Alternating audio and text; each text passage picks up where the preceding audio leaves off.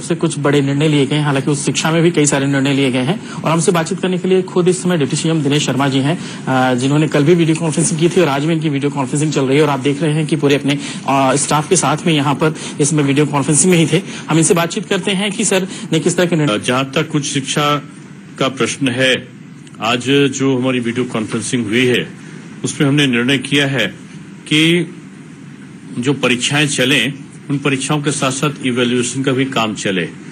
सुझाव के तौर पर यह दिया गया था कि परीक्षाएं जो हैं उनमें क्वेश्चन कम आए और तो कुछ विश्वविद्यालयों ने कहा कि कम क्वेश्चन के साथ कर सकते हैं। कुछ विश्वविद्यालयों की कठिनाई ये थी कि उनके पर्चे छप चुके थे, तो ये विश्वविद्यालयों पर छोड़ा गया है कि वो 2 शिफ्ट में कराते हैं कि 3 शिफ्ट में कराते हैं। हमारी कोशिश यही होगी कि 2-3 शिफ्टों में परीक्षाएं कराई जाएं। ये लेकिन अगर कोई 2 शिफ्ट में कराता है और समय से परीक्षा पूर्ण कर देता है तो उसको उसकी छूट होगी।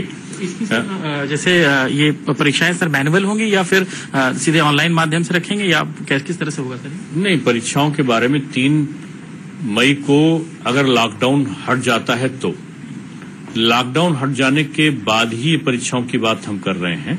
लॉकडाउन अगर हट जाता है तो 15 मई के आसपास, 15 मई के बाद ये परीक्षाएं कराने के लिए अधिकृत होंगे विश्वविद्यालय।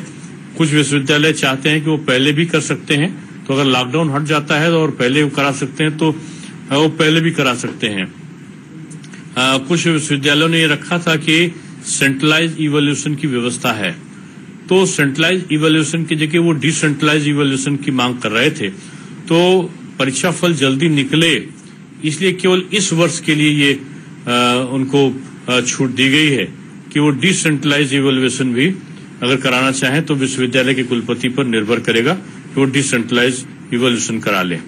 फाइनल ईयर का जो रिजल्ट है, वो जो लोग अंतिम वर्ष के छात्र विद्यार्थी बैठे हैं परीक्षा में, उनका इस प्रकार से स्कीम को, जो परीक्षा का सूची है उसको तैयार की जाए कि जो अंतिम वर्ष का विद्यार्थी है उसकी परीक्षा पहले हो और रिजल्ट पहले निकले, यानी जून तक रिजल्ट निकले और जुलाई में हमारे एडमिशन पूरे हो।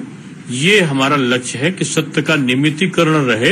अगर किसी कारण से व्यवधान पहुंचे तो जो हमारी ग्रीष्मकालीन अवकाश है या हमारा जो शीतकालीन अवकाश या कई अन्य अवकाश होंगे उनको न्यून करने पर भी हमारा विचार है कि उनको अगर हम छोटा भी कर देंगे तो हमारा सत्य नियमितीकरण चलेगा।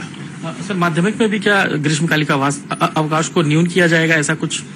नहीं, माध्यमिक में तुम्हारी परीक्षाएं हो ही चुकी हैं, तो माध्यमिक में हमारी जो ग्रीष्मकालीन परीक्षाएं हो चुकी हैं, तो जो बच्चों का सत्र अभी हम शुरू कर रहे हैं ऑनलाइन को हमने शुरू ही कर दिया है, तो इसलिए अगर आवश्यकता पड़ी तो न्यून किया जा सकता है।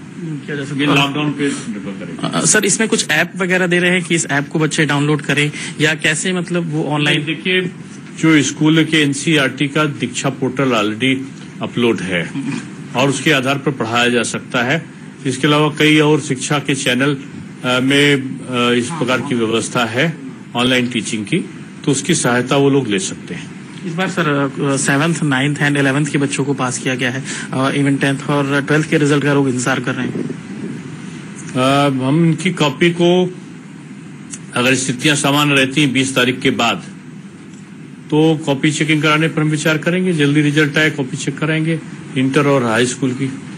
माध्यमिक की क्लासेस सर, ये मान के चलें कि लॉकडाउन के बाद शायद अगर सब कुछ ठीक ठाक, ऑनलाइन क्लासेस भाई शुरू हो गई हैं। नहीं सर, मैनुअल क्लासेस लॉकडाउन के बाद क्या ऐसा कुछ लिया जा सकता है निर्णय की लॉकडाउन खत्म हो तो? आवश्यकता पड़ेगी तो हम कर सकते हैं। जी बिल्कुल।